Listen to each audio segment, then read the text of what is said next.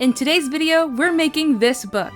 This is how it would look if I had it. Unfortunately, time is linear and it doesn't exist for me yet. So, let's get started. Alright, so the first thing we have to do is design the book cover. And these are my only references. Okay, so it turns out it was actually a lot easier than I thought. So for the cover, we have two versions to pick and choose from. This one and this one. This design came first, and this is just a better view of that one. And this one is the most high-res version of any scene. So we're gonna use the pretty colors from the high-res one and the lettering from these. Honestly, the most time-consuming part of this was finding a matching font. But thankfully, this book was drawn in the early 2000s, so they didn't really have as many custom fonts to sift through as we do now. So I was able to find a fairly similar font that I could use for a title and other text. Rendering this image of a Mazo guy was so fun because I could see him come to life in a way that I haven't really experienced with canon art before. I made this version bigger than the book just in case I want to use it for anything else. So while designing the back of the book, I'm trying to keep in mind that since I'm printing this myself from home with my own ink, I want to use as little of it as possible. So I made these white boxes for the text to go in, which works really well because a lot of the books back then looked like this. In the boxes, I first included the summary and then a cute little review from a local news station, and lastly a quote from a Mazo guy himself that was hastily thrown on there because they forgot to get the quote from him until right before production. Also, I couldn't forget the iconic recipe that was in there for some reason, so I ended up getting all the recipes of the food Steven references, plus the barbecue ribs recipe, and pasting them in there. With this last recipe, of course, I had to add this picture of a Mazo guy! Okay, so now we've got the book cover, and so now we're gonna use the printer. That's me and my dog. So this is the paper we're going to be using. It's the 88-pound Polar Mat from Red River Paper, and I like their paper because it's just such good quality. Hear this. So thick. Another thing is that this is letter size, so it's 8.5 by 11, and the printer that I have, this one right here, it can print borderless. It can print borderless, and I think I've tried it before, but it gave it super weird streaks and like paint splotches, and I'm kind of worried that it's gonna happen. And this paper is like almost $1 per sheet, so I don't know, because right now I'm deciding between using the entire thing, using the borderless feature because that's what I got it for. I got it for the borderless so I don't waste paper, but if that doesn't work then this would be wasted. But because then I could just like put this into Word and then it'll like add margins, which in the past it has behaved better, I guess. But let me try to move this print right here. This one is like almost the entire sheet. It's a very big print, and that one didn't have any problems, but I did that a little while ago. So I don't know. Part of this, like, since I'm not following a tutorial, I have to make decisions, and this is a decision. Okay, I think I'll try the borderless just because. Oh, and then there's the ink. Ink is so expensive. Look at this. This is all the ink I have. And this one's gonna get depleted a lot. So yeah, that's basically what I'm trying to decide on right now. I will come back once I have decided. Okay, it's been 30 seconds since the last clip, and I think we're gonna do borderless. And if it doesn't work, then that's okay. So the paper is loaded, and now we can print. This is what we're making. Yahoo! Yippee! Okay. Let's see if it works. Okay, it is printing now, and I think it's gonna take a little while. We'll see how it goes. Okay, I can see it. It didn't do borderless, so I guess we are gonna have to sue. But it's actually kind of exciting to peek inside because this book right here, it's just like a digital thing that has never actually existed. Oh, look at this! Look at that! Ah! I'm so excited. It's so weird because like I've seen this thing, I've thought about making it for years and years and years, and oh, look at the cover. Okay, it's actually like looking pretty good. Yeah, I just peeked under this and Amazo's looking good. It's looking good. I'm so excited. I'm peeking a little bit more. I'm taking little peeksies. Okay, it's done. You know what? I'm actually kind of glad it didn't do borderless because all of my pages have a little dent, I think, from shipping. So thankfully we can cut that off. Okay. I'm having to like circle my hand around the, what's it called? Easel. Camera easel. What is it? Okay.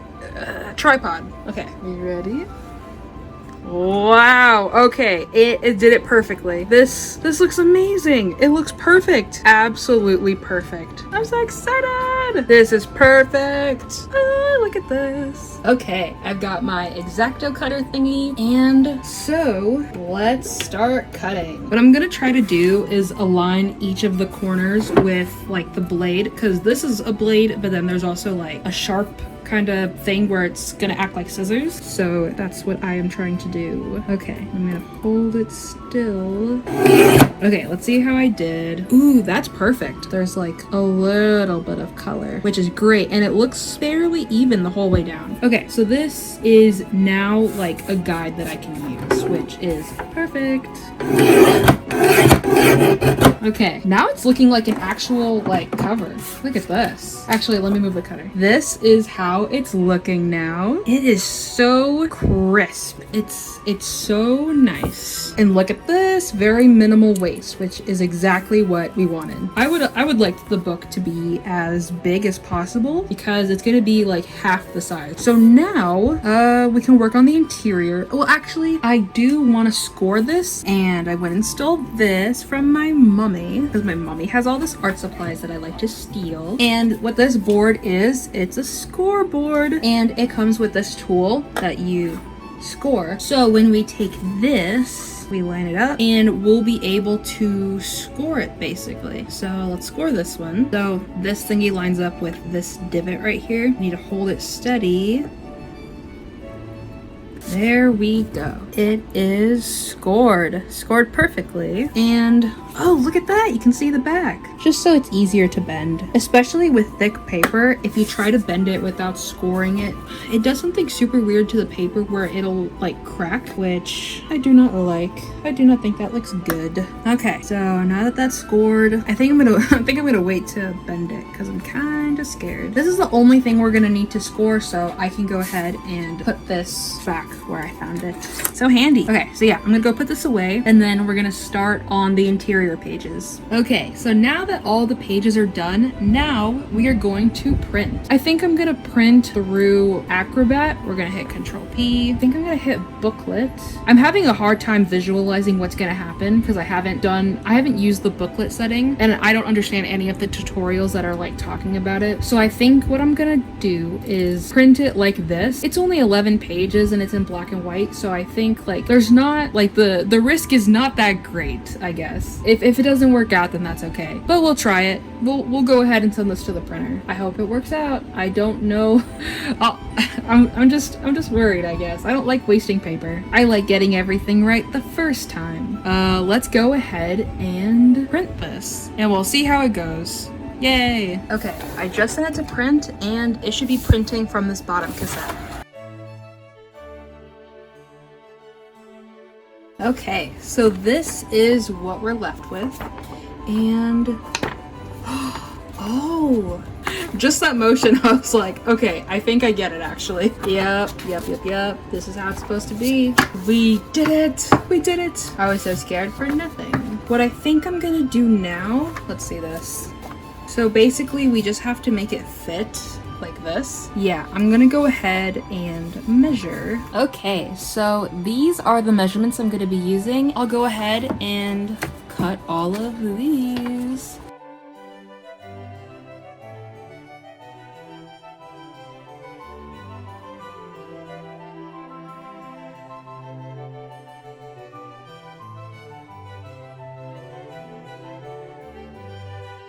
Okay, so the text block is all cut and it is perfect. I'm very surprised because when you're hand cutting it like this, instead of using a machine that can cut through all of them at the same time, it's sometimes kind of hard to get them all like perfectly the same size. Okay, so the text block is pretty thin. It's pretty thin, and I want to be able to fill the space that I've allotted for the spine. I want this to be like flippable. I want it to feel like a real $5 book in your hand. That is $5. So yeah, we're gonna put this all in the right order because right now it's not in the right order. And then I'm also gonna cut some blank pages the same way I cut these. And once they're all together, correct order, blank pages added, we're gonna glue the spine. And like, we're super close. This is like one of the very last things to do. So yeah, very excited. Very excited!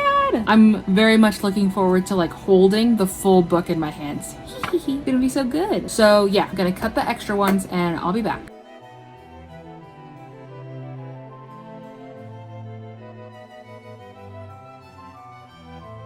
Okay, so this is how the text block is looking now. A lot thicker. I think it's gonna be a lot easier to go like whoosh, whoosh. Okay, so we're gonna go ahead and put this in the correct order.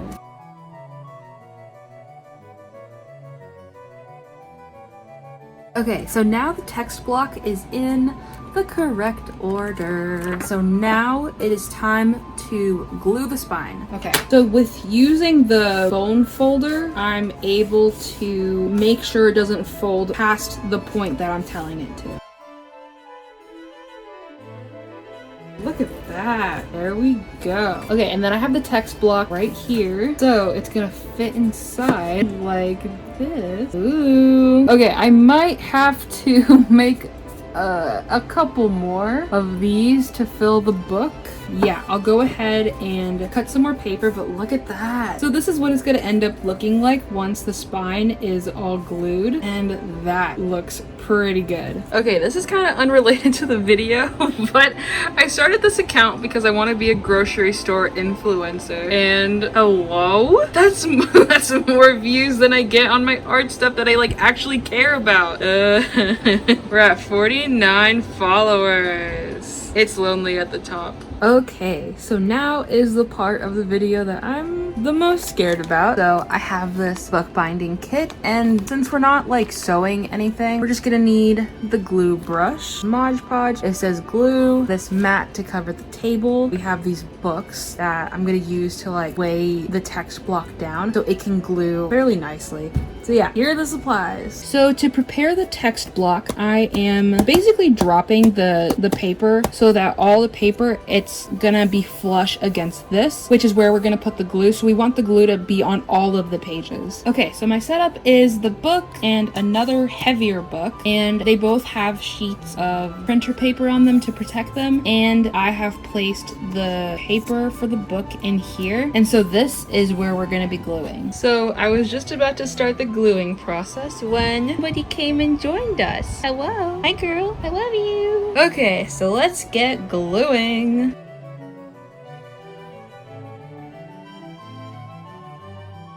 So I placed about 5 coats of the Mod Podge. Now I'm gonna lift the books and we're gonna see what the text block looks like. And after getting all of those extra like protection papers off, we are left with this text block. And I had 2 extra pages in the front here, just in case. And depending on how I glue it, I might rip this one off as well. But look at this. Oh, wow. Wow, you can see the inside. Oh, that is my favorite page for sure. By the way, that number right there at the bottom, the Library of Congress catalog number, this is a real book that I own. I own one of the original copies of the book when it was first released in the 60s. And if you look that up, it's a very cute book and I think it's very Stephen core. So I put it here. Now that this is done and it's looking good, I'm gonna make some slight modifications. As you can see, it's a little messy. So I'm gonna cut them a little bit, and after that we're gonna glue it to this. We're gonna glue it to this. So let's see how it fits right now. Okay. Wow, it's gonna be so nice. Oh, that's gonna fit so perfectly. I think I'm also gonna put like a fake Stephen autograph on one of these pages, as if, I don't know, I just think it'd be so funny to have like an author's note from the author but addressed to me. I think that would be funny. Yeah, I think that would be really cute. I have a bad habit of faking signatures from famous people on my stuff. There's this celebrity that was a guest speaker at my school when I graduated, but it was during COVID, so obviously he didn't show up. And we all were sent packages. They were just like booklets or whatever. And I wrote his signature in the book and said like, "Happy graduation, love, Mark Cuban." It was funny. But yeah, I love doing that. I think it would be fun to come up with a signature. Oh, and add a Mazo guy in there too. Like he signed it as well. Oh, that would be fun. So yeah, I will go ahead and trim this and I'll be right back. Okay, so I went ahead and trimmed the edges of the book so that it's very flush, and this side as well. And so now the only thing is to, oh, and I cleaned this one up as well. So all we have to do now is glue the text block to the spine. And I've been using this scrap paper, which is basically the first attempts of printing this. How beautiful. Yep, that's definitely what I meant to write. We're gonna glue it now. And this is like one of the very last steps, other than like doing the fun little signature thing. And then it'll be all done. So I'm applying the glue on the actual like spine itself, and then I'm going to close it up. I'm trying to get it basically only in the spine area, and I feel like Mod Podge is pretty forgiving. Oh, okay. I think that was the worst timing. Just gonna close this up carefully, push the text block into the spine of the book. I'll be back when it's all done. Okay, before I show you the book, I've been working on the book for like a couple days. I have that set as famous grocery store influencer, which I put as a joke a couple days ago. But if we look right now, I did it I did it as a goof. I was just goofing. It's not a goof anymore. I need a pivot. I need a pivot immediately. This is what's been going on like on the side. And at last we have the final book. It looks amazing. Amazing. I am so impressed. Let's see that flippability. Let's go. Look at that. So yeah, now we're ready for the book tour. So exciting. Okay, book tour. Let's start. So this is gonna be basically the audiobook portion of the video. So I'm gonna go through all the pages that I wrote because some of these are blank, but I did write quite a bit for like the actual book itself based on what I know about Steven, based on what I know that he cares about, stuff like that. So I tried to stay in character, but I'm sure my author voice, my personal author voice sticks through. So yeah, the cover. Professor Boxleitner, Superheroes and You, A Practical Guide. And it features a very cute picture of a Mazo. And on the back, it says, The Ultimate Guide to Becoming a Superhero. In the day and age of rampant criminal activity, Dr. Boxleitner takes the reader through a well-researched and well-written process of becoming a hero. From the mental hurdles to the physical toll that being a hero could take on an individual, this guide prepares the reader for anything an evil villain might throw at them. And then a quote, The attention to detail and extraordinary research on a subject as difficult as this is phenomenal in its entertaining elements as well as its informational and guidance elements. A must-have book in any young hero's library. From Fair City Morning News. And then this one, I think the guy's terrific. He's a pretty handsome and smart man. What else could you ask for? Could you pass me a napkin? Thanks a bunch. A Mazo guy, between bites during his lunch break. I think that's one of my favorites. I think it's so funny that like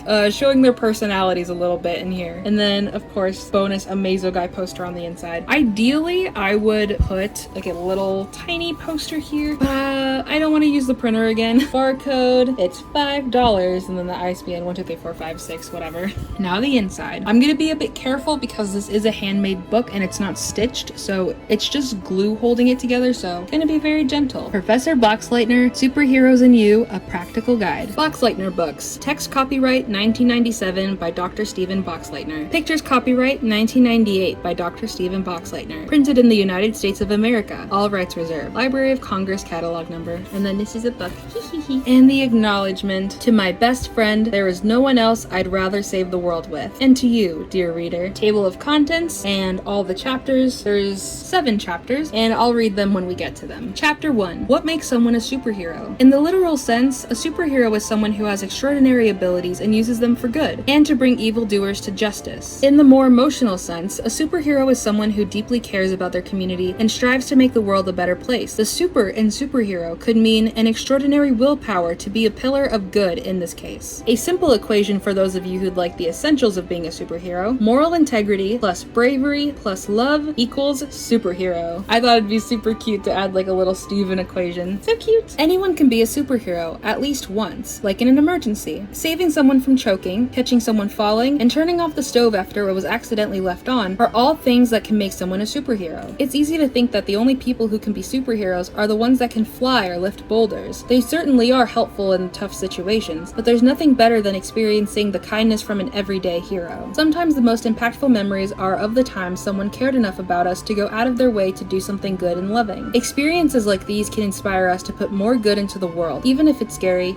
even if it's hard. Though I know it's more likely you, dear reader, picked this book to help you fight crime. And crime we shall fight together, even if it's scary, and even if it's hard. Let's get started! I thought that was a good first intro chapter. Chapter 2. Common superhero weaknesses and strategies to combat it. This chapter was more for like, in the shorts, there are scenes where Two Brains uses the book to show what, I guess like predict what WordGirl's gonna do. And I was gonna do that, but it was it was way too much work. So just pretend that they're in here. But this is basically the essentials of it. Unfortunately, many of the villains we face have incredible otherworldly abilities, but sometimes they use tactics that rely on chaos, misunderstandings, and other very manageable methods. Let's discuss those methods so that we can be aware of our weaknesses, and we can be prepared. Number 1. A good way to distract a superhero is to cause a ruckus. This is actually in the show. This one's a real one. Superheroes and You, a practical guide, now available at your local bookstore. A good way to distract a superhero is to cause a ruckus. With the hero preoccupied with not only the problem the villain caused, but with potentially other people or chaotic events happening, they are free to do what they want without much interference. Number 2. Villains may use their special abilities in a battle, but sometimes there's new villains or abilities we haven't accounted for. Always be prepared to change your plan of attack in the moment. A sign of a seasoned superhero is someone who can adjust to the situation. Number 3. Make your presence known, be bold and firm. Many villains may try to take advantage of your politeness or kindness. The best way to have the upper hand is to establish yourself as a strong leader who will not be swayed by villains placing social pressure on you. Number 4. While being firm in your stance and beliefs, always be open to listening to another side. Without knowing, we all sometimes have beliefs based on our personal experiences, and it can give us tunnel vision towards situations involving very different peoples. If we're open to new ideas, we can take in the experiences and feelings of others to consider as well, making us better heroes. As heroes grow in recognition, fame often leads to unchecked heroes whose ego grows bigger than manageable. Villains may try to use this unfavorable light to sow distrust in the hero. A community who doesn't trust their superhero is a community who may unknowingly aid a more charming and likable villain instead. Chapter 3. Passive ways to help your community. While on patrol, no active crime happening in sight, there are still lots of things you can do to be a good and helpful member of your community. As mentioned in Chapter 1, a superhero is anyone who cares about making the world a better place. Here are some ways to help. Number 1. Volunteer. There are many organizations that will greatly benefit from having an extra set of hands helping, such as animal shelters, environmental centers, food banks, community events, fundraisers, etc. These places function for an important cause through time and work of others who also care about issues. Number 2. Clean up trashy sea. For one reason or another, people litter. It's a crime, but not one superheroes can easily catch since it happens silently and usually with no fuss at all. By picking up any trashy sea, you're doing a few things. You're clearing possible traps and hazards for wildlife such as birds and rabbits, removing obstacles that would otherwise impact at-risk communities such as the disabled and or elderly, and making the city safer from germs and disease that trash can boost and lingering around. Number 3. Get involved in community events. Fun events bring the community together, and it helps us bridge the gap in familiarity that sometimes modern life can bring. Unfortunately, not everyone knows who lives next door or across the hall from them. By participating in community events, whether that be volunteering on staff or simply being present and keeping the mood light and fun, you're a great inspiration to encourage others to participate. By helping your community in these ways, you are leading by example, the most powerful form of influence. Chapter 4. A Mazo Guy's Story. Local hero turned legend. This chapter will be a transcript of my formal interview with the incredible Mazo Guy. He's collaborated with me on this entire book, of course, but this is where I'd like to highlight his journey to becoming Fair City's most loved and trusted superhero. And then this is where it begins. So I'm gonna say their names, and that's where they're talking. Dr. Boxleitner. How did you get started in your journey to being who you are today? Mazo Guy. I think at a certain point I realized that with or without my powers, I was always going to do this. Of course I was sent here to be a protector from my home planet, but even if I was sent here to chill and watch TV, I like to think that I'd still be doing the same thing. There's something that makes me feel so alive when I help other people. It started with being a good big brother, then volunteering at school events and clubs. Then when it was time for me to start my first year as a Mazo Guy, it was like I finally fell into a rhythm that I felt so proud and happy to be in. Dr. Boxleitner. I can proudly say on behalf of Fair City, we are so happy to have you here. What would you say is the most important part of being a superhero? Mazo Guy. Compassion. Always. It's easy to see the bad guys as, you know, the bad guys. But at the end of the day, we're all human, haha, for a lack of a better word. Everyone deserves grace. Everyone deserves to have someone rooting for them to be the best that they can be. And I can't expect the everyday person juggling a job, marriage, kids, in-laws, whatever, to have the capacity to have a great deal of compassion for nuances in their life. They still are a pain in the butt for everyone. I'm sure everyone in the city has at least 10 stories of how a supervillain made them late for work or a doctor's appointment. But for me, I must hold that space in my heart for them. It's non-negotiable for me. Dr. Boxleitner. I think that's my favorite part of you. You don't do it for fame or recognition or even because you were sent here to do it. You are just so genuinely compassionate. You believe in people. Mazo Guy. Oh, thanks, Steven. Honestly, I don't think I could do it any other way. Haha. It's gotta be done with love. Dr. Boxleitner. If you had to choose another job, what would it be? Mazo Guy. Ooh, I think I'd have to go with firefighter. It's very similar to what I do, but more focused on saving lives and educating people on the dangers of fire. I guess I do this anyway. Dr. Boxleitner. Yeah, I was gonna say, this sounds just like what you did 2 hours ago with that electrical fire in the office building downtown. Mazo Guy. Haha. Okay. Something unrelated to what I do now. Maybe a history teacher. I really enjoy learning about the history of this planet, and I think I would have a nice time teaching it to young minds. It also makes me laugh to think that I'd be the one to teach them their own history, even though in the grand scheme of things I just got here. Dr. Boxleitner. In a way, they would have just gotten here too. Amazo Guy. Oh, I suppose you're right. Dr. Boxleitner. What would you say is the biggest thing you struggle with as a superhero? Amazo Guy. Probably time management. It's not that I'm particularly bad at it, more like there's so many villains, and there's only one of me. I'm not alone in law enforcement in general, but I am alone when it comes to the super villains. I can't expect my colleagues to be able to handle them, so the responsibility falls on me. Dr. Boxleitner. It sounds like a lot. I'm sorry. Amazo Guy. It's alright. I've sort of gotten used to this 24/7 on-call schedule at this point in my life. I do feel bad for my loved ones. They've been the real victims of this when I have to bail on events and birthdays and dinners. Dr. Boxleitner. I think they understand. That's part of being in your life. If it means sometimes they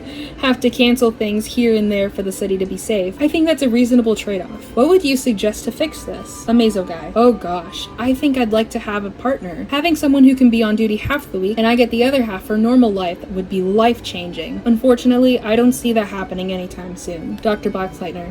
Well, you never know. Amazo Guy. Maybe you can get bit by a radioactive spider and be my partner, haha. Dr. Boxleitner. Oh gosh, no. Haha, I'm good in my regular couch potato life. They're millennials. Amazo Guy. You say that as if you aren't busy in your lab every day inventing what? Water too? Which is a joke I like to make. Dr. Boxleitner. Hahaha, that's an idea. If you had to give any piece of advice to a young superhero, what would it be? Amazo Guy. Do your best, but be gentle with yourself. Recharge, spend time with family, and all that good stuff. When I first started, you wouldn't believe how badly I stretched myself to do everything. I was miserable. Looking back, there was no reason— Oh, I found a typo! Looking back, there was no reason for my schedule to be so chaotic. I know I had to learn time management and how to juggle between superhero stuff and personal life stuff, but it still does make me sad that I spent so long in an unhealthy schedule. Now that my loved ones are more in my daily schedule, I feel very energized and happy to work every day. It makes the bad days a little better knowing that I get to go home to a friendly face. Dr. Boxleitner. I think that's great advice. Something we can all benefit from, even if we don't go down the superhero path. So would you say your family is important to you? Amazo Guy. Oh yes, absolutely. They really keep me going. Sometimes I get really homesick and there's nothing I can really do to make that feeling go away. But with my family, they're another home— Dang it, I found another typo. They're another home to me and helps me get through those days. They're also just a great bunch of people. I feel very lucky to have them in my life, and I like to think I'm making them proud. Dr. Boxleitner. I would say so. You are a remarkable guy. Amazo Guy. Thanks, Steven. Dr. Boxleitner. Where do you see yourself in 20 years? Amazo Guy. Oh gosh, retired. Very retired. Dr. Boxleitner. Haha. What would you fill your days with without fighting crime? Amazo Guy. I'd probably be teaching or volunteering somewhere, and I'd garden more. Lots of gardening, and maybe have some animals. I think chickens and ducks are very cute. Dr. Boxleitner. They are indeed. I can see you doing homesteading. I think you'd really like it. Amazo Guy. Yeah, there's something so magical about connecting with the earth in a new way like that. It makes me feel like there's still going to be so much to look forward to, even after this exciting and action-packed chapter of my life. Dr. Boxleitner. Those are all my questions. Thanks so much for agreeing to this interview today. I know you're a busy guy. Amazo Guy. Always happy to talk to you, Steven. Thanks for having me. Chapter 5. Good luck, future superheroes. And with all that said, I hope you've gained something from myself and the terrific Amazo Guy. There's so much to learn from those who've come before us, and there's even more to learn from our experiences as they come. I wish you luck on your hero's journey. If you have any questions, feel free to email me at this address. I can't promise I'll respond right away, but I'll certainly try. And it's steven.boxleitner@faircityuniversitysouth.edu. Which is not real! Don't email this, it's not real. Fun section. Dr. Boxleitner and Amazo Guy's favorites / activity book. I said activity book, but that's just the blank pages. This section is perfect to read for a rainy day, or on a long trip, or maybe just for fun. We hope you enjoy! Chapter 6. Steven's favorite foods. Amazo and I have really bonded over foods during the time we've collaborated on this book and become better friends. While writing, we'd often discuss notes and cooking from each other. Here are some of the meals I cooked for us. So, we've got the pastrami sandwich. Smells like my pastrami sandwich is done. I'll be right back. I think most of these recipes are from the Food Network, actually. And then we've got his coffee cake. Hey, my coffee cake. And then we've got the grilled cheese sandwich. Amplifying the inner concoction and solidifying the outer shell until critical mass.